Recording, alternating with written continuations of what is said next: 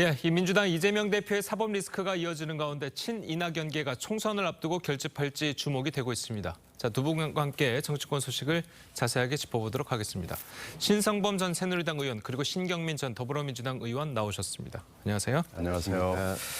자, 먼저 그 신경민 의원께 좀 여쭤보겠습니다. 이제 얼마 전 이제 언론 인터뷰에서 주술사 유튜버들과 정치 홀리건들 여기에 이제 결합하는 정치인들을 두고 저질이다. 자, 이렇게 좀 상당히 강도 높은 비판을 하셨습니다. 자, 그래서 그 신 의원께서는 그 친이낙연계로 좀 분류되시는 분이신데, 네. 자, 그렇다면 이것을 친이낙연계가 친이재명계를 공격한 것이다. 이렇게 해석해도 되는 걸까요? 뭐 그건 언론의 해석이고요. 예.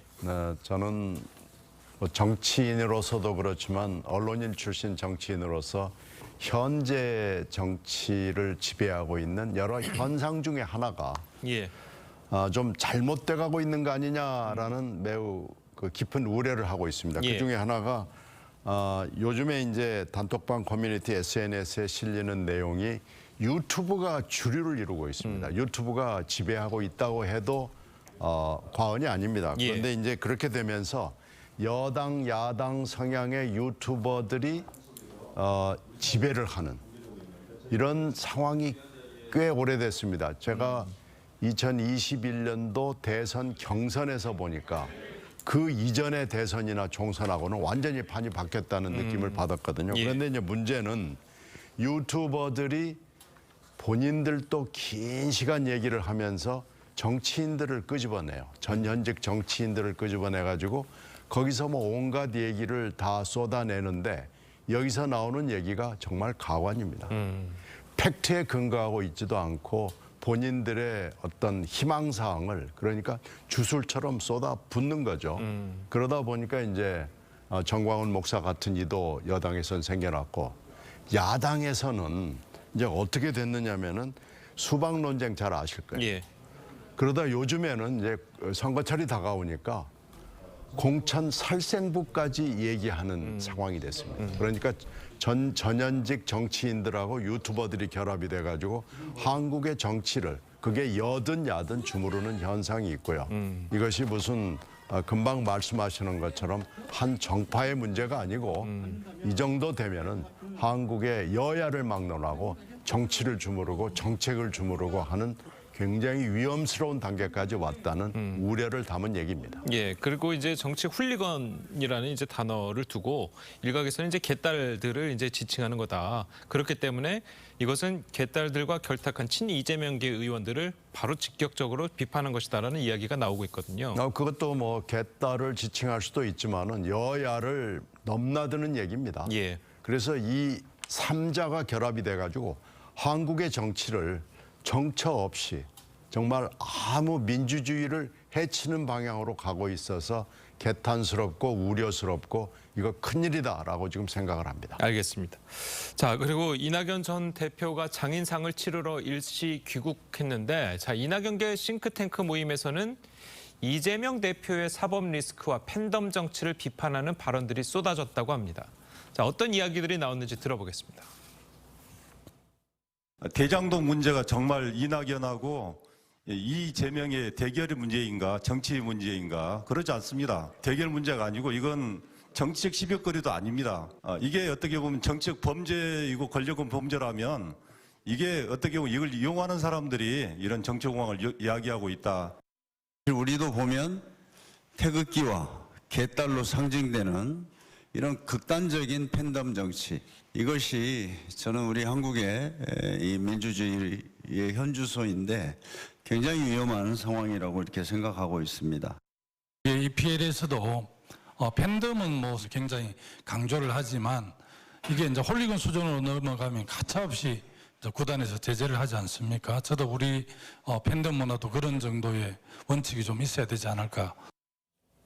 예, 방금 이제 신 의원께서도 이제 비판하신 대상이 이제 굳이 이 친이명계뿐만이 아니라 여야를 아우르는 것이다라고 이제 좀 그렇게 말씀을 하셨는데, 그래도 일각에서 보는 시각들은 지금 들으신 내용들도 그렇고 비명계, 그러니까 비이재명계 의원들이 일종의 결집을 하는 모양을 좀 보이고 있다. 자, 이렇게 보고 있거든요. 결집할 수 있는 명분과 시점을 잡고 있는 거죠. 그러니까 지난 이걸 세미나를 주관했던 연대와 공생이라는 조직에서는 다음 달, 그러니까 제가 듣기로 5월 달에 들었는데 예. 광주에서 뭐 세미나를 한다 그러고 결국은 뭐냐 하면은 왜 광주를 가겠어요? 광주의 호남 전반적인 분위기가 어떻게 보면 반 국민의힘이면서도 또 민주당에 대해서도 비판적으로 민주당이 잘 인정 안 하는 그런 분위기가 깔려있기 때문에 그 틈에서 뭔가 할 수 있지라고 생각하는데 예. 그렇다고 해서 제가 보기일 때도 이낙연 전 총리, 이낙연 전 대표 쪽으로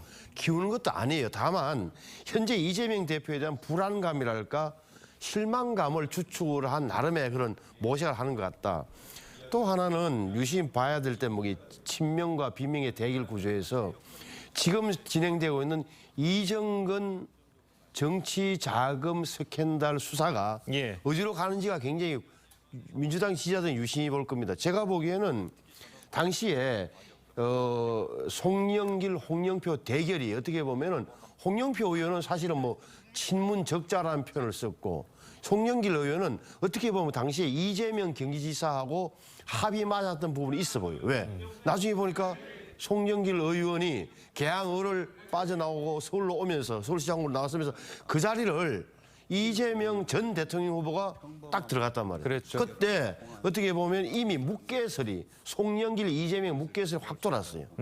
그런 점을 본다면 지금 수사를 받게 되는 이른바 자금 수수하는 의원들이 친명계 의원들이 대다수일 거라고 본다면 이 대목이 앞으로 친명, 비명, 당내 경쟁 구도에서 어떤 영향을 미친지가 중요할 것 같다. 사실은 예. 지금 다 잊어버렸지만 홍영표, 송영길 대결할 때, 당대표 생각할 때 권리당원에서는 홍영표 후보가 이겼고 예. 대의원단에서 송영길 후보가 이긴 거예요. 그래서 0.59%, 0.6%포인트 차이로 송영길 대표 당선됐던 사실을 잊어서는 안 돼요. 그 대목에 대해서는 여러 가지 당내에서 지금 제가 짐작한 데는 언론에는 공개되지 않지만 많은 의원들이 뒤에서 당시 2년 전에 2021년도 그때 선거 때 이런 일이 있어다 많이 수군될 겁니다. 이런 분위기가 당내에 영향을 미친 거예요. 대의원들, 당원들한테도. 예, 지금 방금 지적해 주셨듯이 지금 이정근 당협위원장에 대한 수사가 송영길 전 의원에 대한 개파로 좀 의원에 대한 수사로 퍼지는 모양새를 좀 보이면서 네. 민주당 내부에서 이제 상당히 좀 이야기가 많이 나올 것 같거든요. 어떻습니까? 지금 분위기는? 지금 분위기로 봤을 때는요. 예. 그 당시에도 여러 가지 얘기가 있었습니다. 그게 21년 5월 초에 전당대회가 있었기 때문에 예. 4월 달에 돌아다니던 얘기들인데 그 당시에 전국 대의원이 45%의 비중이 있었고 권리당원이 40%였어요. 그랬죠. 그러니까 85%의 비중이 있기 때문에 여기서 성패를 가르거든요. 근데 그때 발표 난 걸 보면은 전국 대의원 경우에 한 15,000이 좀 안 되는 분들이 투표를 했는데 두 후보, 홍 후보하고 송 후보의 차이가 215표였어요. 예. 그런데 그러면 뭐 거의 마카마카하기였기 때문에 이때 한 표 한 표가 굉장히 중요한 거였거든요. 그렇죠. 그리고 권리당원에서는 홍영표 후보가 이겼습니다. 그러니까 이 전국 대의원에서 사실 몇백 명만 잡았으면은 승패가 바꾸는 겁니다. 총체적으로 0.6%로 송 후보가 이겼거든요. 그러니까 이때 굉장히 땅을 치는 그런 결과가 나왔기 때문에 그리고 또 여기서 이 결과가 그대로 다음 전당대회 결국 대선 후보 경선 후보를 결정을 하는 그 전당대회가 10월에 있었거든요. 예. 그래서 그 뒤에 이제 여러분들이 다 기억하시는 정치 과정들이 진행이 된 걸로 보면은 이 전당대회가 5월 달에 송영길 후보가 당선된 전당대회가 결정적이었고 어떻게 보면 큰 흐름의 시작이었다라고 볼 수 있기 때문에 지금 여러 의원들이 이것이 그런 의미를 가졌구나라고들 얘기하고 있죠. 그러면 이제 송영길계뿐만이 아니고 그 친이재명계 의원들이나 이제 당협위원장들 그쪽으로 수사가 더 확대될 것이라고 보십니까? 지금 이런 상황이 되면은 이 얘기는 사실 지난번에 작년 가을부터 이정근 사무부총장이 수사를 받을 때부터 나왔던 얘기이기 때문에요. 예.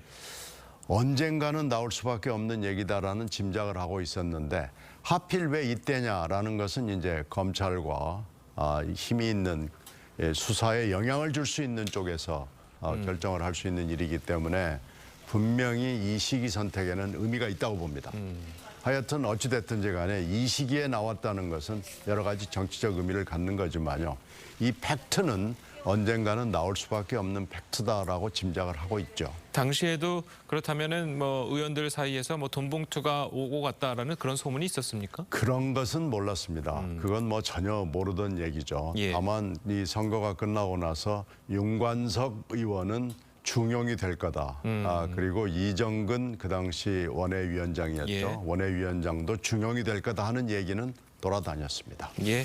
제가 옆에서 뭐 남의 당 이야기는 하지만 저희 국민의힘 계열 정당에서도 15년 전에 2008년도 당대표 경선 때 문제가 4년 후인 2012년도에 된 적이 있습니다. 그때 이후로는 전당대회에서 이런 불미스러운 이야기는 전혀 오가지 않았는데 민주당은 이상하게 늦게까지 이 문제를 좀 가져왔다는 생각이 들고 또 하나는 제가 보기엔 송영길 전 대표에 대한 수사는 불가피해 보이는 측면이 있어요. 그러니까 이정근 씨나 몇 사람으로 뭐 끊는다고 해서 끊어질 문제가 아니라 결국은 그 캠프에서 적어도 정말 자금을 동원해서 움직였던 그런 데 대해서 당시 후보인 송 대표는 송 의원은 몰랐냐는 대목에 대해서는 수사가 불가피하다는 점 하나. 또 하나는 적어도 이정근이라는 분이 어떻게 보면 굉장히 불투명한 어떤 과거를 가진 가운데 서초구라는 서울 서초라는 데서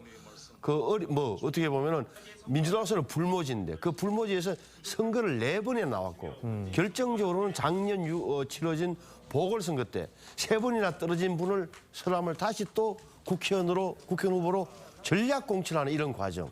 또 송영길 대표가 되고 나서 사무부총장이 되는 과정.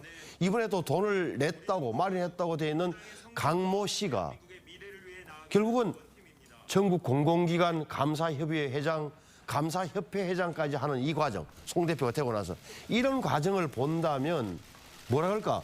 돈 주고 표 주고 오가는 이런 이권 카르텔의 이권 연합적 정치권 이런 부분에 대한 논란은 민주당 전체적으로 봐도 저는 약간 성명해야 될 필요가 있는 거예요. 결국은 이제 수사 결과를 좀 지켜봐야 될 필요가 있어 보입니다. 자, 다음 소식도 짚어보도록 하겠습니다. 이 전광훈 목사 논란이 국민의힘 내홍으로 번지는 모양새죠. 자, 어제 김기현 대표가 이 홍준표 대구시장을 당 3인 고문직에서 해촉을 했습니다. 관련 이야기 먼저 듣고 오시겠습니다. 그런 사람한테 당이 이리저리 흔들리고 또 한마디 했지만은 그 사람한테는 한마디도 못하고 거꾸로 나한테 니는 지방자치단체장이나 잘해라 그 따위 말이나 하고 특정 목회자가 억지를 부리는 것에 불과한 발언에 대해 일일이 언급할 이유가 없다고 봅니다. 그동안 수차례 자중을 촉구했음에도 오히려 당 내외에서 이를 증폭시키는 듯한 행태에 깊은 유감을 표하지 않을 수가 없습니다. 당에서 왜 나를 위촉해? 중앙정치에 관여해달라고 위촉한 거야. 니는 대구시정만 전념해라. 황당한 말이지. 그러면 상고문을 해촉을 하고 대구시정만 전념하여 뭐 그런 절차를 거치든지. 그 상임 고문의 경우에 그 현직 정치인으로 활동하거나 현직 지자체장으로 활동하거나 이런 분은 안 계신 것이 그동안에 관리했기 때문에 그에 맞추어서 정상화시킨 겁니다. 자, 이 뭐 홍준표 대표가 자 그러려면은 뭐 해촉을 하고 뭐 대구시정을 전념해라는 절차를 거치던지라는 말이 나오기가 무섭게 해촉이 됐습니다. 자, 그래서 지금 홍준표 대표는 그 이후에 뭐 본인한테 왜 엉뚱한데 화풀이를 하고 있냐 이렇게 말 설전을 주고받고 있는 모양새인데 자, 지금 뭐 당 상황이 어떻게 보십니까? 김기현, 홍준표 저도 잘 압니다. 두 분 다 잘 아는데 홍준표 대표할 때 김기현 지금 대표가 대변인 했던 기억이 나요. 또 지난번 3월 달에 석 달 전 선거 때 홍준표 시장이 김기현 당시 당대표 후보를 간접 지원했어요. 어떤 식으로? 나경원 전 의원에 대해서는 뭐 금수저라고 그러고 안철수 의원에 대해서는 초딩이라는 표현을 쓰면서 완전히 김기현 후보를 밀어줬대요. 예. 그게 불과 한 달, 3월달 선거했으니까 한 달 전인데 참 정치판이 변화무쌍하다는 생각이 들고 정강훈 목사와 김재원 최고위원 때문이죠. 둘 사이에 아주 결정적인 벌어진 건 왜? 김재원을 징계하라는 홍준표, 또 정강훈을 아예 몰아내라는 홍준표 시장의 굉장한 거친 발언에 대해서 김기현 대표가 굉장히 곤혹스러워했다 그럴까? 뒤에 도가 지나친 거 아니야? 이런 감정적인 선도 있었던 것 같다. 예. 결국은 이제 당 전체적으로 보면 아마 홍준표 시장에 대한 부담감이 너무 컸던 것 아니냐. 그래서 최고위원회에서 다른 어떤 사람도 반대를 안 했다는 거네요. 김기현 대표가 꺼냈겠죠. 이런 도저히 안 되겠단 말이에요. 당을 이런 식으로 훼손하는데. 좀 글쎄 이게 뭐 잘한 건지 못한 건지 잘 모르겠으나 제가 보기에는 정치적으로는 앞으로 아마 홍준표 시장 입장에서는 고문직도 내려놨겠다. 다 드러난 마당에 굉장히 김기현 대표 체제를 향해서 공격을 거세게 할 것 같다. 그럴 경우에 당이 더 혼란스러워질 것 아니냐 그런 생각이 들어요. 예. 자, 이게 도가 지나친 발언이었다라는 이제 비판에도 불구하고 외곽에서는 당 내부 외부에서 보는 시각 중 하나는 그래도 바른 소리 하는 거 아니냐. 왜 바른 소리 하는 사람을 저렇게 해촉을 시키느냐라는 비판이 나오고 있는 것도 사실이거든요. 그렇죠. 외부에서 봤을 때는 쓴소리이기도 하고 즐겁기도 하고요. 그리고 일단 올바른 얘기를 하는 거거든요. 예. 홍 시장이 뭐 엉뚱한 얘기를 해서 정말로 실소를 금치 않게 한다면은 그건 말이 안 되지만 이건 맞는 얘기를 즐겁게 해주기 때문에 야 진짜 정치 평론으로서는 뭐 하이 클래스다라는 평가를 받는데 이게 이제 진짜 문제를 일으킨 사람은 내버려 두고 그걸 지적하는 말하자면 손가락을 가서 부러뜨린 격이 되거든요. 예. 이렇게 되면 무례한 처사라는 얘기가 나올 거고 더 결정적인 것은 홍준표 시장의 코털을 건드렸습니다.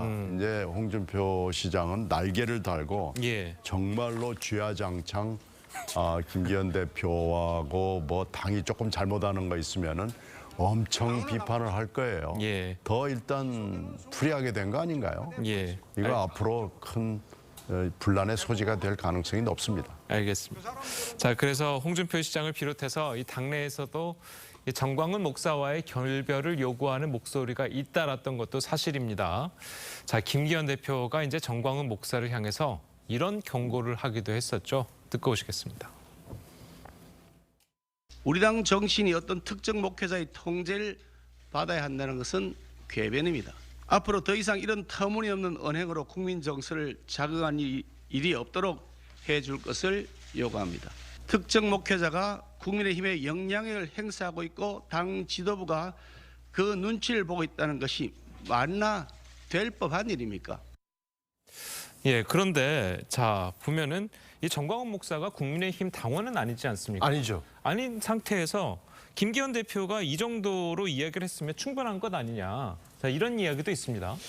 그 내용은 좋은데 타이밍이 그러니까 저 이야기를 초기에 적어도 정광훈 목사가 우리 당을 좌지우지하는 것처럼 굉장한 궤변을 말 그대로 늘어놓을 때 그때 탁 때렸으면 좋았을 텐데 타이밍이 좀 늦은 거는 늦었죠. 예. 그러니까 뭐랄까 제3자들이 보기에도 아니 우리 당원도 아니고 다른 당의 대표 자유통일당 대표로 되어 있는 목사 한 분이 왜 휘둘리는 거야 저 당은 이런 소리가 나오게 된 거잖아요. 그러니까 일찍 예. 좀 정리를 했어야 된다. 좀 늦었지만 뭐 되는 거고 이번 그래서 이제 김기현 대표 입장에서는 이런저런 이야기가 도대체 홍 시장의 그런 비판이 아팠던 거예요. 줏대가 없다 이런 비판, 무기력하다.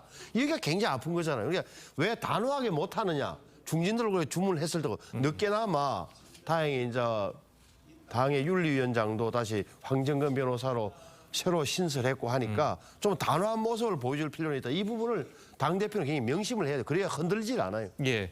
자, 끝으로 간단하게 좀 여쭤보도록 하겠습니다. 지금 뭐 대구시장이면 대구라는 지역이 그 보수의 심장과 같은 지역 아니겠습니까?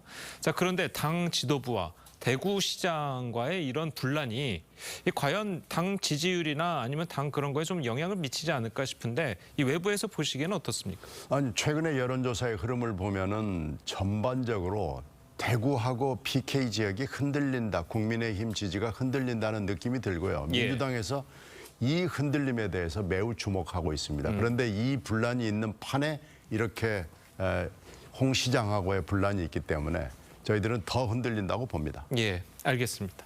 자, 오늘 두 분 말씀은 여기까지 듣겠습니다. 잘 들었습니다. 고맙습니다. 네.